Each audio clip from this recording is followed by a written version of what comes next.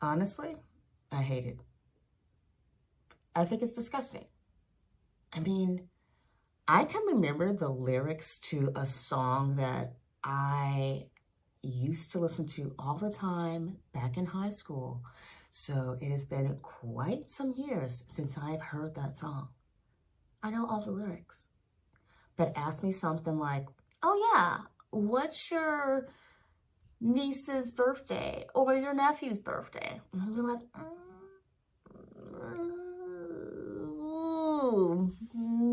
I think it's in the month of, it's not just birthdays. To be fair, I don't remember phone numbers. I have trouble remembering my phone number. Now, I have more than one phone number because I have more than one business. But if you asked me, if I was stranded on the side of the road and my phone was dead and someone kindly stopped and said, hey, you can use my phone to call someone for help, I would not know the phone number of a family member to call because I just haven't bothered to memorize phone numbers anymore. And wasn't that something we learned as a kid? Like, when I was a kid, it was okay. Now, what's your phone number? What's your address? If you're lost, what do you say? And now I'm like, stranded, and I don't know the phone number. I don't know the phone number. I even have friends where I'm like, ooh, what's that person's last name again? Is that horrible? Is it old age? Is it technology to blame? I don't know what it is, but we about to talk about it. What's up, everybody? This is Ray from Get Real Ray, a space and place for life and business tip to hopefully inspire you on your journey, or at the very least, provide you with some laughs. And now, let's get real. Okay. So I cannot be the only one who does not know their phone number or the phone number of a close friend. At one point, I tried memorizing one of my credit card numbers, but then the credit card number changed. And so that kind of went out the window. I don't think this is good. I don't think this is healthy. I remember talking to someone on Cambly, and we were talking about this idea of what if we all lost power? Well, she said the internet was going to go away. She's like, what are we going to do? We don't have internet. And so now Cambly, I'm supposed to be focusing on English conversation and just building English language skills. And she wanted to talk about, what if we lost the internet? And then, okay, well, what if we all lost electricity, and how are we going to survive? And her world's just like, we're not lasting more than a couple days. And in my world, I was like, no, we'll be fine. Always have a backup plan. And then after that conversation, I went on to Amazon and I Googled solar power generator. Backup plan. Okay. So to be fair, power outages happen. When I last had a power outage, I drove to the nearest town with a little Wi-Fi hotspot, and I was able to get online that way and continue to work. Being that I do work remotely, it was really important that I was able to still get to work because my business is my income, and if I'm not working, I'm not getting paid. Now, I do have a backup plan for that, but it takes some time for these backup plans to kick into effect, right? So, and emergencies don't always wait for our backup plans to be fully ready. Life, it happens like that. Now, when it comes to not having any power around for miles, well, I remember there was this big blackout in New York City, and the first night, restaurants had candles on the table and people were dining, and it was summertime, so people were fine sitting outdoors and eating by candlelight. It was all very cool and romantic. The next day, people were getting a little desperate. The businesses that did great, the brick oven pizza parlors, because they could open during the daytime. They had cheese already in the fridge. So as long as you didn't open the fridge too many times, the cheese is not going to spoil. They had to use up all that cheese as fast as possible. Anyway, I do wonder like how much of that cheese really did need to be refrigerated. Dough is flour and water pretty much, a little salt in there, and they didn't need electricity to run the ovens. So yeah, those pizza parlors, they were good to go and they made bank. Lots of families were walking out with tons of pizza pies. Now, in the United States, there has been this great push towards using cashless payments. So swipe your card or tap the app and all the things, right? Wave your wrist or watch or eyeball. I don't even know anymore. There's so many different ways you can pay now. It's getting a little crazy, a little creepy. But with that being said, without electricity, well, how would these businesses nowadays be able to still generate income? Because if you're a completely cashless business and maybe you've got those pizzas ready to go, you've got food to sell, but you can't take payment, what are you going to do? Do you just close up shop? Now, I am someone who does like to keep just a very small account of cash, just in case of those emergencies when everything goes out and I can't swipe and all that stuff. What am I going to do if I have no food? And the part of the backup plan is to have food. But anyway, the point is the backup plan and not being able to remember things. So memorizing just a little bit of key crucial information is part of a really good backup plan. And apparently, I suck at it. I really need to prioritize this. Are you prioritizing memorizing just a few bits of key crucial information so that in the event of an emergency, your backup plan can kick into effect? Do you know the phone number of at least one family member? How about two? I used to know the phone number of at least 2 or 3 people, just memorized. But that was also the process when you actually had to push the button to dial the phone number. That was a thing.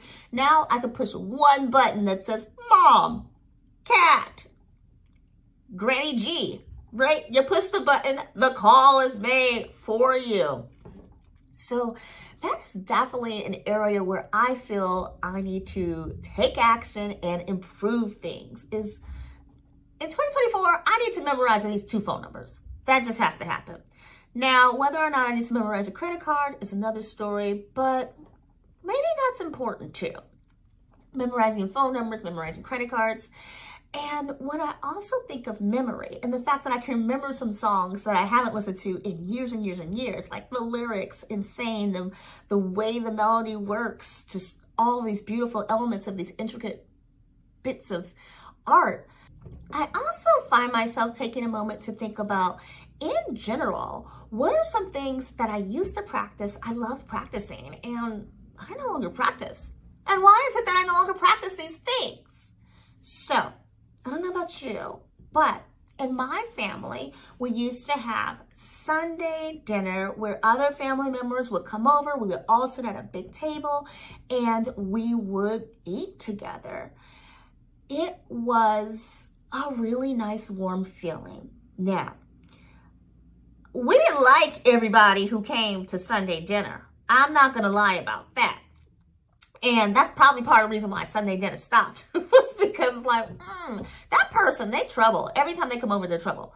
So when I reflect on, well, why did we stop doing that? I know reasons why. Also partly moving and changes in relationships. Even the act of sitting down and eating together and talking while eating was something I truly cherished as a young person. When I was in my teenage years, I didn't quite get it. I was like, I'm totally fine eating in front of the TV, not talking to anybody, or eating in my room, playing games. And my family didn't have a problem with that. But it wasn't until I found myself in a relationship and I found myself kind of not loving some parts of our communication. And one of the things I didn't love was this idea that we were going to sit down to eat and not talk. I thought, here we are, we're both busy people. We spend a lot of time away from each other, doing lots of other things. And so isn't this a really good opportunity for us to be able to focus on each other and socialize? So there was this rule in our household where during dinner time, no cell phones. And I expressed to my partner, it was really important to me that we be able to have conversations. And at first my partner was like, why? Like, why would I do that? I can talk to you anytime. And I'm like, well, not really. When you think about the amount of time that we're busy doing other things, this is a dedicated time. And I would like to spend that dedicated time not worried about my phone or poking at my phone or worrying what you're looking up on your phone. That was a thing. It was, like, because I can just go eat in my room. I cannot eat in your presence. We aren't here to honor each other with each other's presence. We're eating food, we're refueling, and this is an opportunity to refuel emotionally and socially. So that was a big deal for me. And you may not agree. You may be like, nah, when me and my partner go out to eat at a restaurant, we're both on our phones. We're taking pictures of our food. We're putting that on social media. The more the merrier, all the better. But I also want you to think about, if you're someone who doesn't have kids, think about the families that you see at restaurants where the parents are paying attention to the kids and where the parents are on a phone, right? Usually younger children, they require more attention. And so it's not uncommon to see parents focus on helping that child with whatever they need. Like, Timmy, don't do that. And, oh gosh, you have food on your face. Like, kids need help, right? And so there is that requirement to be a little bit more focused on helping the other person. That's not a bad thing. Focused on helping others. Just saying, we all exist. We could spend a little bit more time focusing on helping one another. It's not a bad thing. And I remember how good it feels to have someone focus on me the first date, right? Okay, so you go on that first date and just this idea of, oh, this person actually cares about something I'm saying. This is super exciting for me. And let me really focus in on what they're saying. Let me see if I do this. I want to see if I can really connect with something they're saying, use that to expand the conversation, use that to learn more about them. Because if I can't connect to anything you're saying now, what's it going to look like 10 years from now, 20 years from now? Like, just us honoring each other with our presence? I mean, if I'm only, with you because you look good, what about in 10 years from now, 20 years from now when you don't look the same? What about when I don't look the same? So for me, I do value having these social interactions where we can get to understand one another and respect one another. So when I look at behaviors that I really cherish, the idea of eating and not using a phone or a electronic device, I was a bit disappointed when a family member stayed with me, and initially they were able to eat with me and not feel like they had to watch something. But after a couple, and we didn't eat together often, to be fair, they then went to wanting to eat in their room most of the time, because then they can be in front of their computer and watch shows while eating, and the food gets cold, and it's there for hours. And then after a while, when I was able to convince them, hey, would you like to eat together? Is that okay? Can we try eating together today?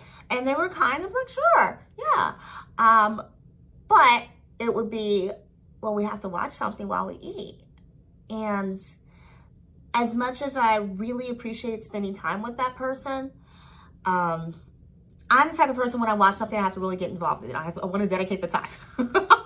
When you go to the movie theater, you don't get up 10 times during the movie. That's me when I'm at home watching something. I don't want to get up 10 times. Whatever I need to have it there. So I didn't like this idea of getting up to go get extra servings of food or get more water or something while we're watching something. And I also I appreciated seeing their reaction to the show. That was really nice for me, but I didn't appreciate the fact that I felt like I kind of had to watch something in order to be connected with this person. That wasn't fun for me. Again, maybe that's something fun for you, but for me, it just didn't work. And it was another reminder that I really value relationships where we don't have to have another device in order to prompt connection. And that got me thinking about holidays and how around holidays I really like decorating a tree. I'm not a religious person, but I really like decorating a tree. And I like the idea of baking tons of cookies. Now, yes, another holiday has gone by when I did not bake tons of cookies, and I'm very frustrated with myself for that. Partly was not really having the ingredients because, the money had to go to pay for bills. But I really do like that tradition. And I remember when earlier in my life, I would bake cookies for coworkers and say, here, happy holidays. Well, when you work for yourself from home, you can't exactly bake cookies and give them to, who am I giving them to? No one's in my house to give these cookies to. And to be fair, I don't want to bake a lot of cookies because I'm also trying to be fix my eating habits and whatnot. And so I'm gonna bake the cookies, and I will probably bake some cookies after this video. I've been talking about them so much. I got some really good healthy cookie recipes. Maybe I will share one in the comments on the YouTubes. Who knows? But with that being said, when I was younger, I remember as a teenager baking cookies for friends at school because I didn't have money to give gifts to all my friends. But I was like, I want to give a gift to everybody. I'm gonna give you cookies. And I remember my mom baking cookies for people for her friends. I don't remember if it was people at her job, but I remember she definitely baked cookies for her friends, maybe for neighbors or something. My mom, anytime she brought in cookies or quiche muffins or whatever, the holiday party, right? Oh, here's some cookies, here's some quiche muffins. People were like, oh, my mom was good at that. I'm just saying. And I have such fond memories of these things. And so as wonderful as it is to be able to click and order some cookies to come straight to you, or click and order up a conversation online, there is something really beautiful for me about the emotions that develop around these simple acts of making cookies, spending time having a conversation, just these things that develop as traditions and rituals. Now, for some people, when we just left one New Year, now another New Year's coming up, the Lunar New Year's coming up, and I was talking to someone, and one tradition for her family is her mom, her grandmother, and they all go into the kitchen, they make dumplings, and then her brother and her father will go and set off firecrackers. And one might look at that and say, well, that's very sexist. What on earth? We're in 2024. Why can't the girls go set off firecrackers? And for that family, I'm sure they're not thinking of it as, well, the women have to do this and the men have to do that. No, just by tradition, one family member is good at making dumplings. They show another family member. They show another family member, And it's a bonding activity. It has nothing to do with women have to do that, men have to do that. It has nothing to do with that. It's just, this is something that we enjoy doing. And the woman who was sharing this with me really enjoyed the experience of making dumplings with her family members. She didn't see it as something that was obligatory or pressure or anything like that. And when I think about the decorating the tree, the making the cookies, the dinner conversations without a device, these are all things that I define as tradition within my family, my home. Now, who am I sharing these traditions with?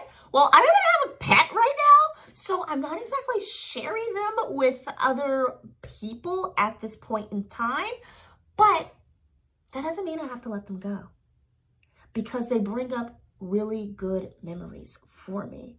And I can still honor these traditions, just maybe in a slightly different way.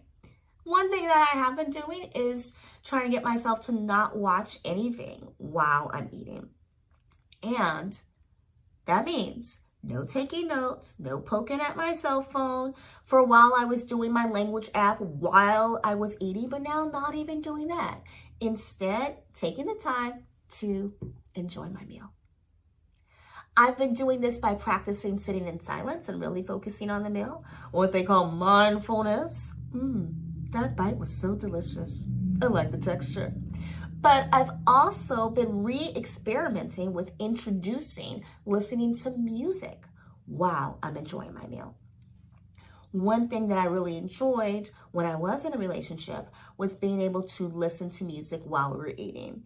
So that was definitely a way for us to not feel awkward in these moments of silence and not feel pressure to always have to say something. And it also kind of reminded me of like being at a restaurant, because at a restaurant you often hear music playing. There were limitations regarding the kind of music. We had to have like this neutral zone, but it allowed me to dedicate a part of my day to listen to a type of music that I love, but I wouldn't normally sit and just listen to. That was a way for me to incorporate something that I enjoyed. And maybe there's a way you can incorporate something that you enjoy that you wouldn't normally do, but you remember, I really enjoy that. I need to do that more. I need to find a way to incorporate that more into my world. The same way maybe you used to enjoy knowing something by heart. I used to take pride in knowing like all 50 states, right? When you're a kid, you take pride in knowing all 50 states and their capitals, or when you're a little kid, knowing your phone number. So these things where we have these positive feelings or had positive feelings about that accomplishment, let's go back to making it a tradition, a habit, a ritual to honor those moments, to keep them alive, and don't just let them be distant in the past. Well, why? Does it really have to do with having a tradition just so you have a backup plan? Well, no, not at all. I mean, making dumplings with family members is a wonderful tradition, but it's not necessarily a backup plan for anything. Is it a backup plan in case like the fast food place can't deliver dumplings? No, not at all.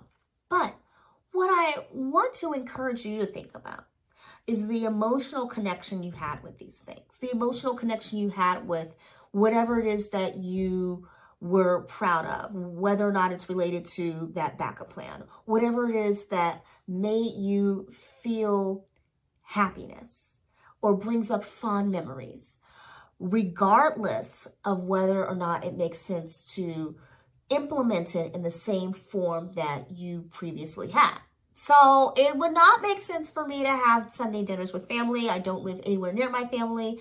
And to be honest, I don't really socialize with a lot of family members. Just we have different ways of living and thriving and surviving, and we have different food that we like. So attempts at gathering together and enjoying a meal together just have not been successful. So it will really just be really awkward and weird and not conducive to who we are as individuals to proceed in trying to make these special meals happen. Also, the distance and living is key here. I remember talking with my mom, and she was a little disappointed in the fact that she'd chosen to live somewhere to be close to family, and she feels that her family isn't necessarily making any efforts to be close to her. And I get it. I definitely get it. And I thought, oh, how frustrating to be in this situation where you do something for someone and yet you don't really get the response that you thought you would get. And that has been a huge thing throughout a lot of my relationships. I'm doing something for someone with this idea that I'm going to get something in return. It might not look like the way I want, but it'll be something. But then it just seems to be so disjointed in what I thought was happening and what is happening. And it brings back the reminder of, well, we never should go into any kind of relationship with the expectation of receiving something in return. And it also brings up this idea of, well, is it okay to expect something in return? If I am nice to someone, is it okay to expect for them to be nice to me on some level back? They don't have to show niceness in the same way, but on some level, is it okay for them to expect to them to be, but on some level, is it okay for me to expect, but on some level, is it okay for me to expect some degree of polite response from them? And I think that's okay. I think we should have expectations. If we go around simply giving and expecting the worst from everybody, then I think that can be very problematic. Or assuming that, oh, they may be nice, they may be not nice, who cares? I think it's very, very hard to do. And I'm not so sure if that's the best thing to do. I don't know. I would love to know what you think. Let me know in the comments below. Do you think it's more ideal for people to move towards a position of having zero investment in an outcome? They may be nice, they may not be nice. On the one hand, I say, well, yeah, you shouldn't have any investment. Like, they may do a good job, they might not do a good job, who cares? On the other hand, as someone who runs a business, I want my teammates, my contractors, to do a good job, and I want them to enjoy working with me. Otherwise, I feel like it's not a healthy relationship for either party, and they're more likely to leave because they don't enjoy what they're doing, or they don't feel like they're getting enough of a reward, or they're just like, well, okay, I found something that pays more money, so I'm gonna go. Because I would much rather invest my time and energy helping someone succeed in delivering what our business needs and helping them make more money. As our business makes more money, we all grow together. I would much rather nurture that relationship than just invest my time in someone who's just like, yep, don't really care, just pay me. That doesn't work for my business model, to be fair. Maybe if I was a much bigger company, if I was like an Amazon, sure, that would probably work just fine. But it's a small business, and that ain't happening for me. So I'm going to go with my initial statement, which is it's not a bad thing to have some kind of expectation. And when we are looking to reintroduce or maintain these rituals, traditions, moments of pride, I think it's okay to modify our expectations according to what we can give at that moment. So yeah, I can't have Sunday dinners with my family, but I can make my Sunday dinner special and meaningful. I can take an opportunity to maybe call a friend before I have dinner, or I could even set up like a FaceTime Zoom tea time with a friend. I think that sounds fabulous. Oh my goodness. I could set up like some kind of little dedicated time where it's like, hey, this is our time. I have a friend who really likes chocolate, and I really like chocolate. And she and her husband have this tradition of having chocolate, like a special chocolate on their anniversary. I could totally set aside once a month where me and this friend have like 15, 20 minutes where we're going to chat. We can see each other. I kind of don't want to just do phone because if I'm eating, I don't like the idea of chewing in someone else's ear. But if we can see each other and we both know we're having chocolate and tea right now, or we're having cookies and tea, then that might be a nice way to have that kind of tradition of let's interact, let's conversate, let's enjoy a meal while we're eating, and let's do each other a favor and remember each other's phone number so that if there is an apocalypse, or you're stranded on the side of the highway and you need to call somebody, you can call that friend. I'm thinking, yes, this might work. This might work indeed. So yeah, I've got a lot of big things that I'm looking forward to for 2024. I hope you do too. I'm looking forward to memorizing 2 phone numbers, incorporating more connecting meals with friends or loved ones despite location, because technology allows us to do that. And I'm looking forward to getting a solar power backup generator just in case it all goes down. and also maybe finding some more cash. Okay, my friends, now it's your time to shine. So what is it that you used to do or want to maintain? And how will you implement that in your life? How will you consciously ensure that you have more of those warm feelings connected to whatever that is or was? Thanks so much. This is Ray. And until next time, peace.